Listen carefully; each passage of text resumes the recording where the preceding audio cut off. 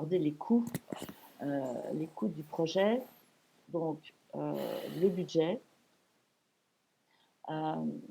définition d'un budget. Donc le budget, c'est les sommes mises à disposition d'une équipe pour réaliser conformément aux exigences d'un cahier de charges, en respectant la qualité et le délai. Ce budget, les cordons de la bourse sont tenus par le commanditaire qui va allouer un budget en rapport avec la note de cadrage et va l'ajuster si besoin est lors des jalons suivants. Mais ce n'est pas si simple parce que souvent, eh bien, vous allez vous rendre compte, le chef de projet doit se battre pour trouver un financement parce qu'il y a beaucoup de projets qui débarquent dans les entreprises où il n'y a pas de budget propre. En général, tous les projets démarrent en étant supportés par les différentes fonctions, c'est-à-dire les différents services, des personnes qui sont présentes dans l'équipe projet, qui participent au projet, mais qui ne sont pas à 100% sur le projet, mais à temps partiel. Donc, mais par ailleurs, il faut savoir qu'un projet sans budget n'est pas un projet, puisque c'est juste un travail de coordination à l'intérieur d'une structure en place. Donc, le terme de projet va se faire lorsque le budget va être réellement alloué au projet.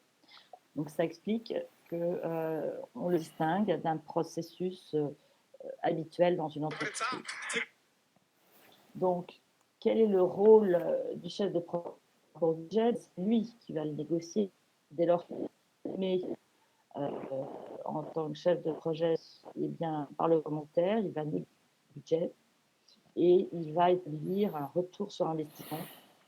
Il va construire ensuite avec les différents responsables de l'eau la répartition du budget lors de la phase de planification. La répartition du lot par lot, c'est-à-dire que lorsqu'on va découper le budget en lots, c'est-à-dire en lots de tâches. On parle là de projets qui sont des projets longs où il va y avoir des responsables d'un certain nombre de tâches et on va appeler ça des responsables de lots de tâches.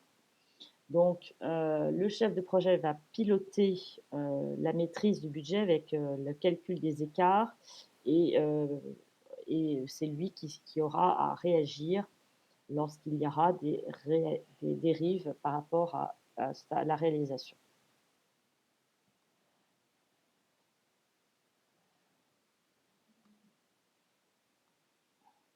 Alors, comment procède-t-on pour démarrer le budget? Pour définir le budget, eh bien, on va classer les coûts par type. Donc, justement, on prendra un exemple précis pour que vous puissiez rapidement avoir une idée de ce qui va être estimé. Coûts vont être classés selon leur nature. Ils vont après être estimés au niveau de leur montant. Excusez-moi, je repartage mon écran, ça fait les problèmes directs.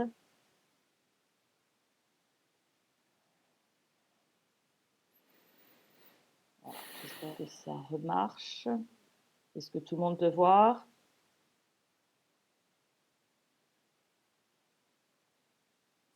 J'espère que vous voyez bien mon PowerPoint, c'est bon? Ok, parce que ça a sauté. Ma connexion n'est pas toujours excellente. Et de ce fait, ça saute longtemps, mais je veille au grain pour que le cours se place. Voilà, donc l'estimation des coûts, l'optimisation des coûts et la maîtrise. Donc, on s'aperçoit souvent que le risque, c'est de sous-estimer le budget par réalisme, surtout par rapport à la pression de thérapie. Et malheureusement, il vaut mieux eh bien, être un petit peu curieux sur les autres projets et essayer justement de marge de contingence sur les activités à risque qui est de l'ordre d'à peu près de 15%, pour essayer d'avoir une enveloppe budgétaire le plus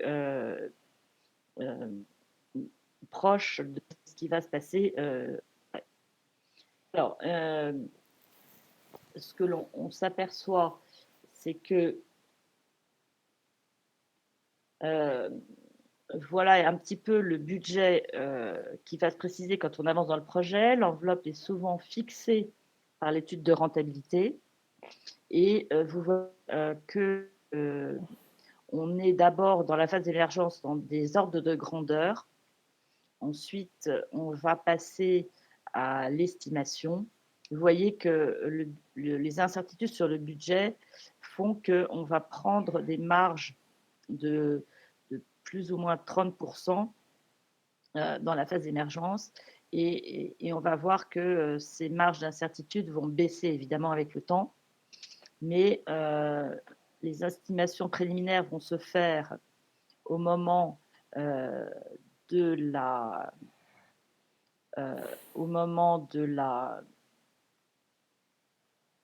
l'étude de faisabilité et on voit que l'enveloppe budgétaire se définit ici. Ensuite, au moment de la planification, on va parler d'estimation de base. Enfin, au moment de la réalisation, là, il y aura vraiment une estimation détaillée avec un calcul des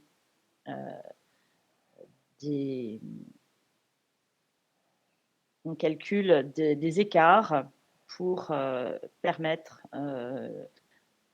le réajustement. Alors, ça a à nouveau sauté. Voilà. Là, on y revient. Donc, voilà pour la vie du budget. Je vais rapidement vous repréciser qu'il faut se battre pour obtenir un budget parce que chaque fois que vous allez faire un pas, vous allez faire des dépenses. À commencer par vous qui êtes payé par l'entreprise, puis vous aurez peut-être des frais en personnel liés à l'équipe, en fonctionnement, en voyage, en équipement, en matière, en prestations diverses, en informatique, etc. Toutes ces dépenses doivent être classées dans des catégories et en faire la somme, prévoir une marge pour les aléas et démarrer une étude de rentabilité avec cette estimation. Et si le projet est espéré rentable, eh bien, vous aurez sans doute une autorisation de dépenses pour créer un vrai projet et faire des études préalables et planifier les premiers projets. Donc, si on se replace dans le cas où on a à répondre à une étude de marché, un appel d'offres, pardon, ça signifie que l'on aura à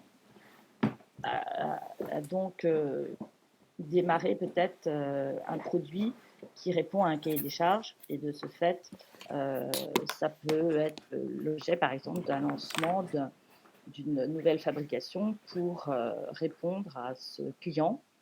Et dans ce cas-là, ben, on voit bien que c'est là qu'on a justement la rentabilité du projet qui va être évaluée par rapport à cet appel d'offres.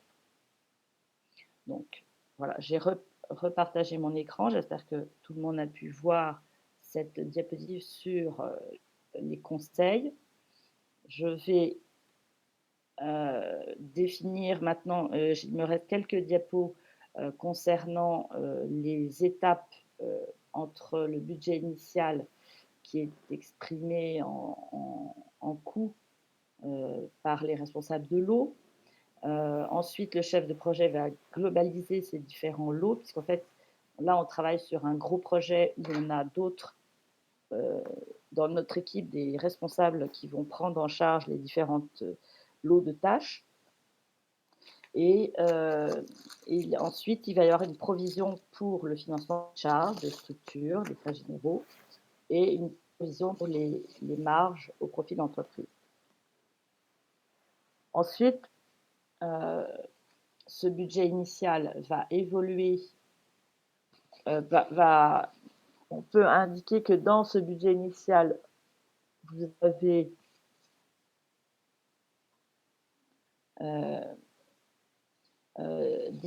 différentes lignes budgétaires.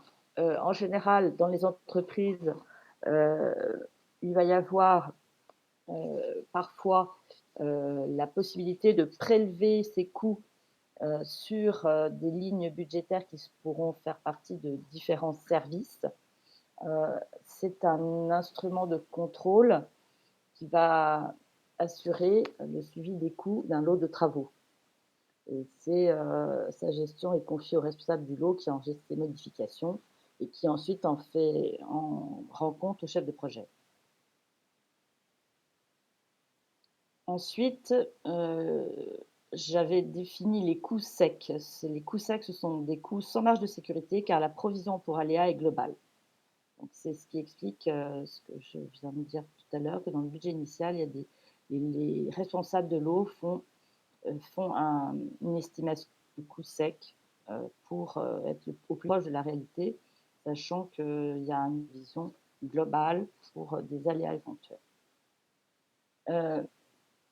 En ce qui concerne l'exemple de budget, donc voilà un exemple de budget avec une catégorisation. Donc, les catégories que j'ai indiquées, c'est matière, équipement, ressources informatiques et dépenses diverses. Les ressources correspondent aux frais de personnel. Donc ici, c'est un exemple pour bien préciser que les financiers savent que vous avez mis en général une marge, une première un petit peu estimée à plus ou moins 30%. Donc pour ce budget, eh bien, les financiers vont en général vous octroyer quelque chose qui est en dessous de ce que vous demandez. Si vous demandez 800, ils vont sans doute partir sur une base de 500. Et ensuite, eh bien, il vous reste à trouver des opportunités pour rester dans ce budget alloué. Et on pourra renégocier peut-être plus tard, mais souvent, c'est assez mal perçu. Donc, cette partie budget est assez difficile à mettre en œuvre, mais c'est la raison pour laquelle c'est intéressant de procéder de manière graduelle.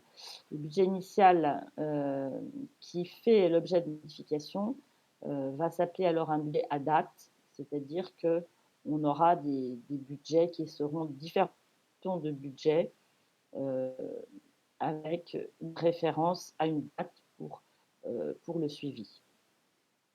Les modifications de ce budget seront de 3 ans. On pourra modifier en rapport avec un lot. Or, effectivement, ça concernera plutôt plusieurs lots éventuellement. Et éventuellement, ça peut être aussi un surcoût au niveau du projet global. Voilà le type de modification du budget. En ce qui concerne l'étude de rentabilité du projet, eh bien, vous allez devoir faire une étude chiffrée de rentabilité. Cette étude de rentabilité du projet, vous voyez schématisé ici sur la diapositive pour indiquer que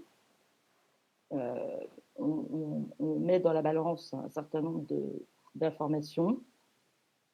Vous voir d'un côté tout ce qui concerne les matières, le personnel, la flexibilité des équipements, les économies d'échelle éventuelles.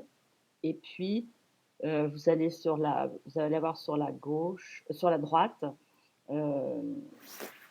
le total du coût du projet et sur la droite, le total des gains espérés avec ici le bénéfice attendu qui est donc la soustraction des deux. Donc, on peut espérer une enveloppe budget et qui sera évidemment à ne pas dépasser. Donc voilà un petit peu les exemples de budget. Je vais maintenant passer à les évaluations qui peuvent être en matière de rentabilité prévisionnelle.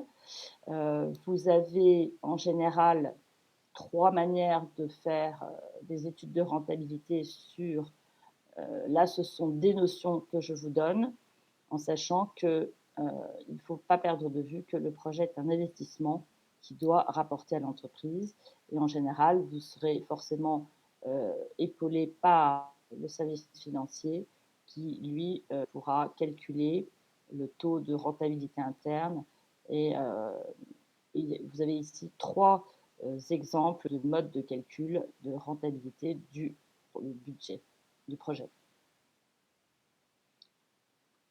Alors, j'en ai fini pour cette présentation. Je vous ai mis en ligne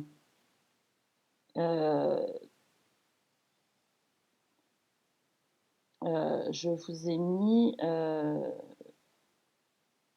normalement j'ai déposé dans le cours.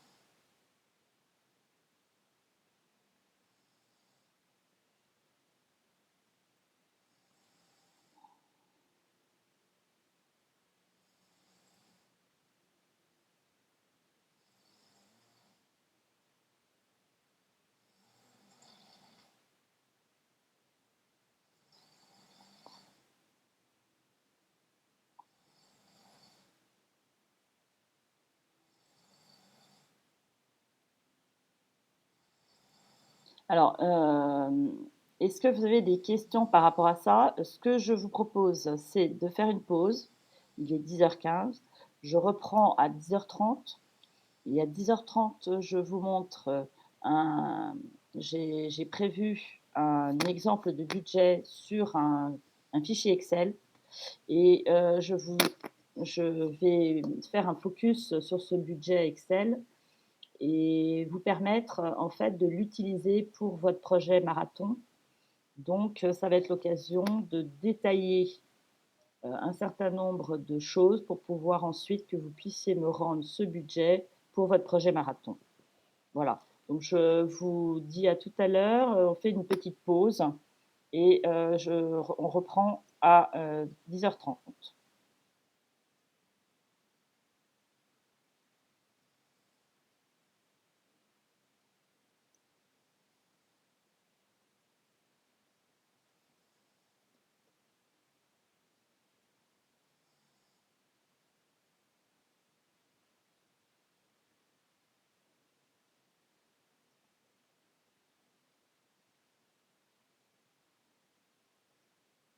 Est-ce que vous avez des questions?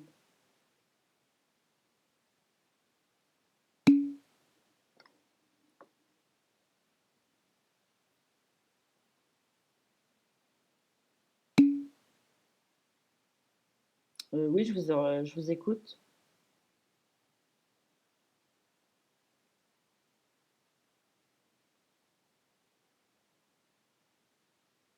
Aurélien, vous avez une question?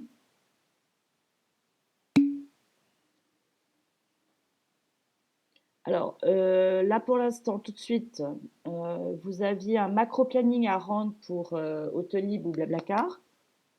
Et juste après la pause, à 10h30, on va ensemble explorer un budget sur Excel qui va vous servir après pour le projet marathon et qui sera à rendre pour la semaine prochaine. Est-ce que c'est clair?